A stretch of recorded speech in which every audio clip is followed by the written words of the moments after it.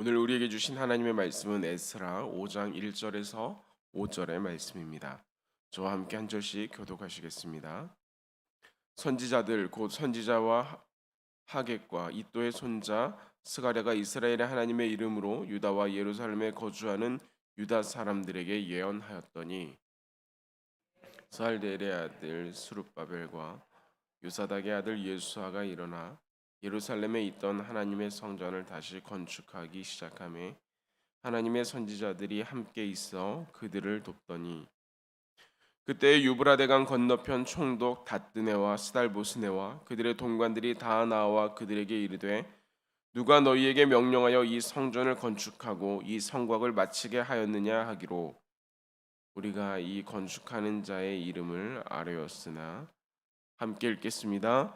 하나님이 유다 장로들을 돌보셨으므로 그들이 능히 공사를 막지 못하고 이 일을 다리오에게 아뢰고 그 답장이 오기를 기다렸더라. 아멘.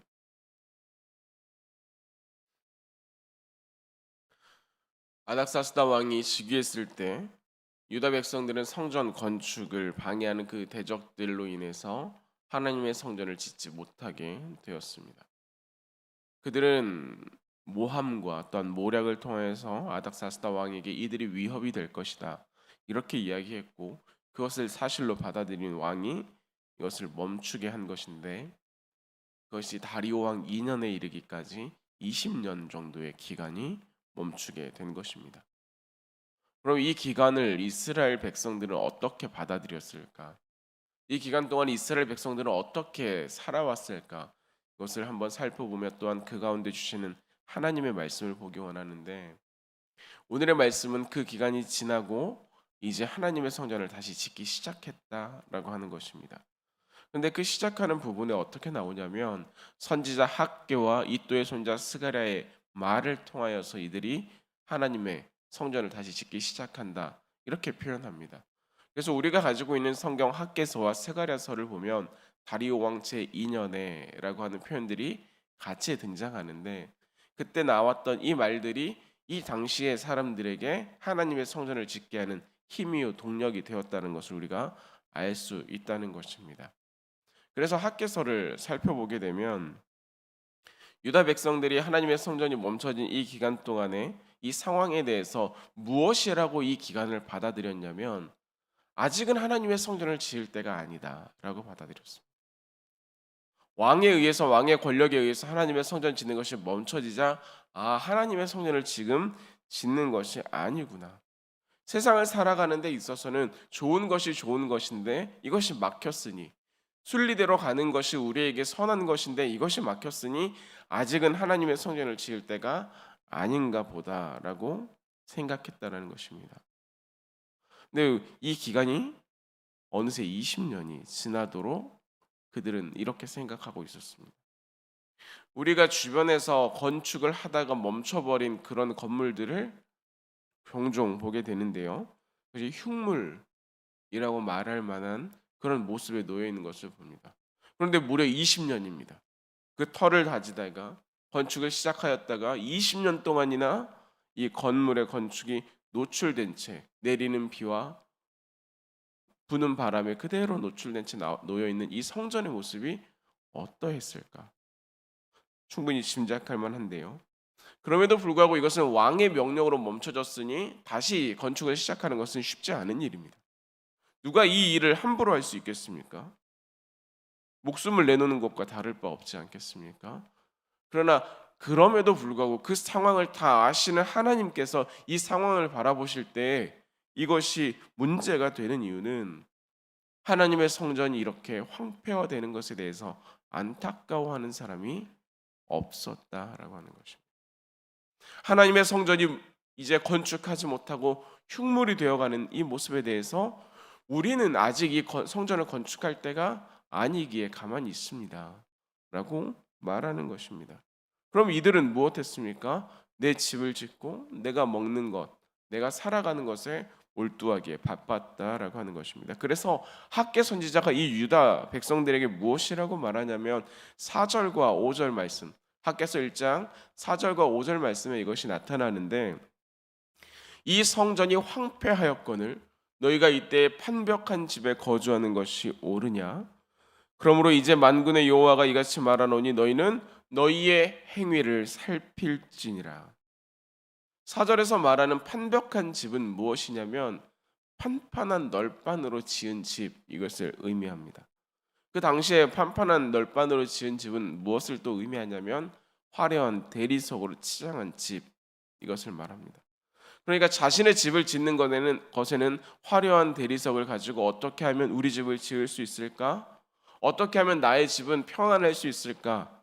나를 위해서는 수고하고 애쓰면서도 하나님에 대한 안타까움이 없는 것이 이 유다 백성들의 현재 마음이라는 것입니다. 나를 위한 일에는 바쁘지만 하나님을 위한 것에는 온갖 핑계를 다 들어서 아직은 우리의 때가 아니다 라고 뒤로 밀어두는 것입니다. 이 사실을 바라보는, 이 현실을 바라보는, 그들의 중심을 바라보는 하나님께서는 이제는 너희의 농사의 수확이 적을 것이다 라고 말씀하십니다. 너희가 먹어도 배부르지 않게 될 것이다. 너희가 돈을 벌어도 그것이 모래를 쥐는 것과 같아서 다 손가락 사이로 빠져나가게 될 것이다. 그 모든 것의 주인인 나임에도 불구하고 너희들이 그것을 놓치고 살아가니 너희들의 중심이 하나님께 있지 아니하니 그렇게 될 것이다. 그러니 다시 너희의 중심을 하나님께로 하여라. 다시 하나님 앞에 온전히 세워라 라고 말하는 것입니다. 같은 시대의 스가랴 선지자도 역시 이스라엘 백성에게 예루살렘 성전을 건축할 것을 이야기합니다. 돌아온 예루살렘 위에 먹줄이 쳐지리라 라고 선포하는 것이죠. 왕을 두려워해서 아직 하지 못하는 이 이스라엘 백성들에게, 아니 이제 하나님의 성전을 위하여서 이 예루살렘 가운데 모든 땅을 측량하고 그 위에 먹줄이 쳐지며 건축하여 올라갈 것이다 라고 말합니다. 우리가 이 일을 어떻게 합니까? 우리가 여전히 두려움 가운데 있는데 이 일을 어떻게 합니까? 라고 이야기할 때 스가랴 선지자는 다시 말합니다. 큰 산도 평지가 될 것이요 하나님의 은총이 너희 가운데 있을 것이다. 학개 선지자는 유다 민족의 중심에 대해서 그 마음에 무엇을 가지고 있는가, 무엇을 몰두하며 살아가는가, 하나님 앞에서 그의 모습은 어떠한가를 꼬집었다면, 스가랴 선지자는 이제 성전을 짓게 될 일에 대해서, 너희 앞에 일어날 일에 대해서 하나님이 이끌어 가실 것이다, 하나님이 돌보아 주실 것이다, 이것을 말씀하는 것입니다. 이 말씀을 의지해서 유다 백성들이 그 손에 망치를 들었습니다. 다시금 그 자리에 모여 하나님의 성전을 짓기에 힘썼다라고 하는 것입니다. 그런데 이 사실을 그의 대적들이 그냥 보고 있었을까? 오늘 본문에서는 그 대적들이 다 몰려와서 이야기합니다. 누가 이것을 하라고 했느냐? 왕이 막은 이것을 누가 하라고 했느냐라고 이야기하는 것이죠. 이에 4절은 건축하는 자의 이름을 알렸다라고 말합니다. 누가 이 건축을 하게 했는지를 알렸다라고 하는 것이죠. 5절에 이어서 보면 그것이 마치 장로들, 이스라엘의 지도자들이 그것을 하게 했다라고 하는 표현처럼 여겨지지만 성전의 진정한 건축주는 누구입니까? 누가 이 모든 일들을 이끌어가는 것입니까? 11절의 말씀을 보게 되면 그것이 자세하게 기록이 되는데 이 말씀을 누가 하였는지, 누가 이 일을 하게 했는지 스가랴 5장 11절 말씀은 우리에게 이야기하고 있습니다. 그들이 우리에게 대답하여 이르기를 우리는 천지의 하나님의 종이라. 이전에 건축되었던 성전을 우리가 다시 건축하노라. 이 성전을 짓는 건축주가 하나님입니다. 우리는 그 하나님, 천지의 하나님의 종입니다. 이것이 유다 민족의 정체성이었습니다. 왕이 금한 일이 무섭고 두려운 것도 사실입니다.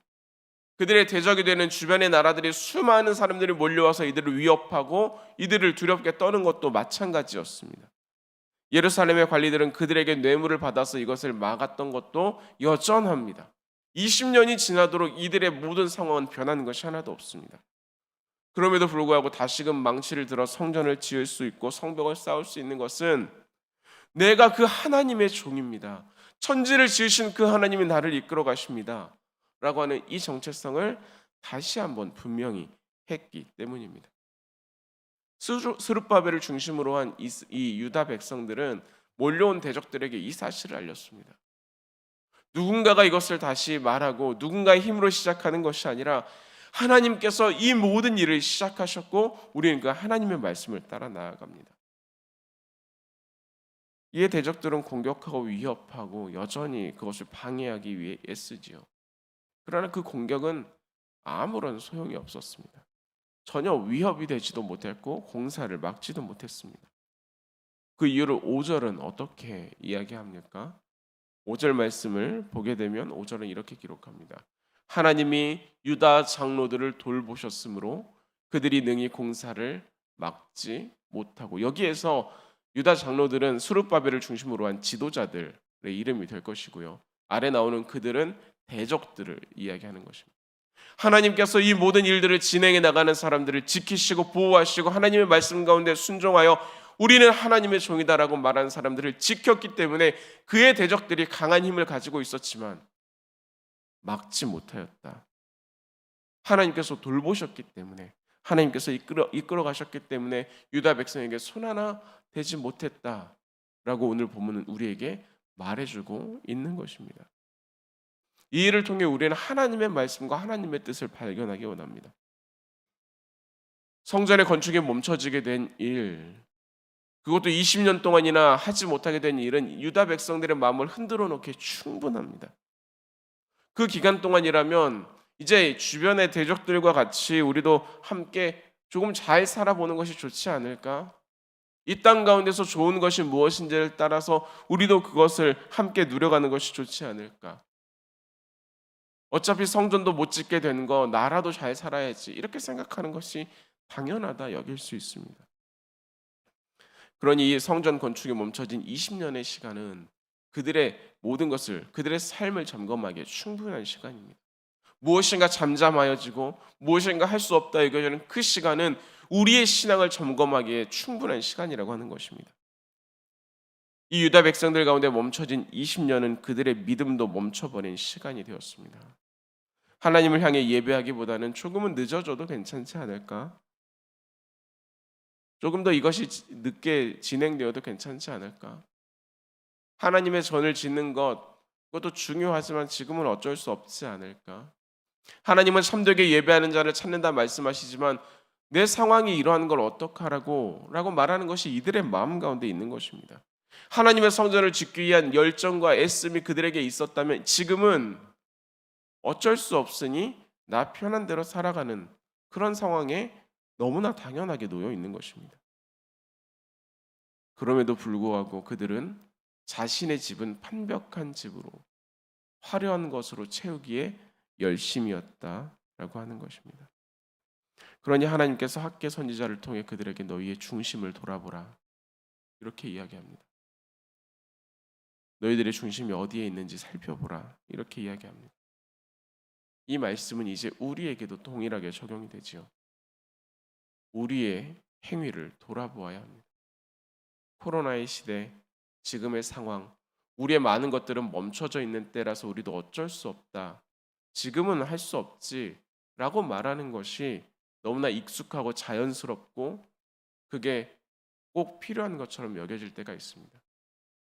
그러나 우리의 상황이 그렇다고 할지라도 우리의 중심만은 흐트러지지 말아야 하는데 하나님을 중심으로 나아가야 할 우리의 마음마저 흐트러져 있는 것은 아닌지, 그럼에도 불구하고 우리는 우리의 판벽한 집을 짓기에는 열심인 그런 모습은 아닌지 말입니다.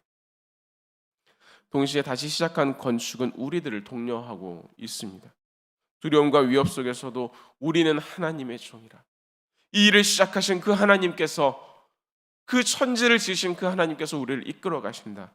이것을 고백하는 그 고백이 우리 가운데 있기를 원합니다. 그 고백을 하는 이스라엘, 이 유다 사람들을 하나님께서 지켜가셨던 것처럼 말입니다. 이 세상을 살아가는 동안에 나는 하나님의 종이라, 나는 천지를 지으신 하나님의 종이라, 이 사실을 분명하게 내 마음 가운데 새기고 나는 하나님의 종이라는 사실을 의지하여서 오늘도 그 하나님 앞에서 살아가는 우리가 되기를 바랍니다. 하나님은 그 하나님 앞에 살아가는 그 사람을 절대로 외면하지 않으시기 때문입니다. 오늘 말씀을 돌이켜 우리가 한 번 더 생각해 보기 원합니다. 우리의 행위가 하나님 앞에서 온전한지, 또한 우리의 삶이 우리의 걸음이 하나님 중심으로 되어 있는지, 그리고 그럼에도 불구하고 우리가 다시 한번 힘낼 것은 하나님께서 우리를 지키시고 도우신다는 사실입니다. 그래서 하나님 앞에서 온전하고 바른 삶, 하나님의 도우심이 있는 삶, 그 삶이 바로 오늘 우리의 삶이 되기를 주님의 이름으로 기원합니다. 기도하겠습니다.